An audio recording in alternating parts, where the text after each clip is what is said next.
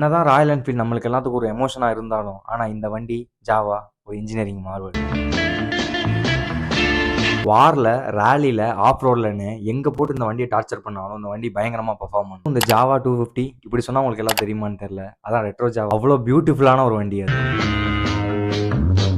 2 ஸ்ட்ரோக்கில் 249cc இன்ஜினில் 100 kilometres வரைக்கும் top speed போகக்கூடியது இந்த வண்டி. Alphabet series letter J follow பண்ணிட்டு வீடியோவை பாருங்க. ஜாவா ரிலையபிலிட்டிக்கு ஒரு பேர் போன வண்டி.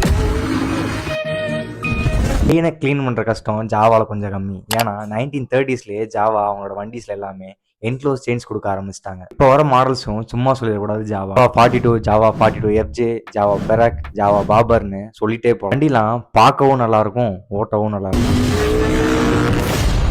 மாடர்ன் ஜாவா பைக்ஸ் எல்லாமே காமனாக liquid cool engine, speed gear box, dual disk ABS பிரேக்கிங்னு நல்ல ஸ்பெக்லேயே வண்டியெல்லாம் கொடுத்துட்ருக்காங்க. இந்த ஜாவா பாபரை பற்றி சொல்லவே வேணாம். அதில் ஒரு சில்வர் ஃபினிஷில் ஒரு வண்டி இருக்கும். அதெல்லாம் அவ்வளோ அழகான ஒரு வண்டி. என்னதான் ராயல் என்ஃபீல்டுக்கு ஒரு பயங்கரமான ஃபேன் பேஸே இருந்தாலும் ஜாவாக்கு ஒரு கல் ஃபேன் பேஸ் இருக்கு. அதுவும் அந்த ரெட்ரோ லுக்குக்காகவே.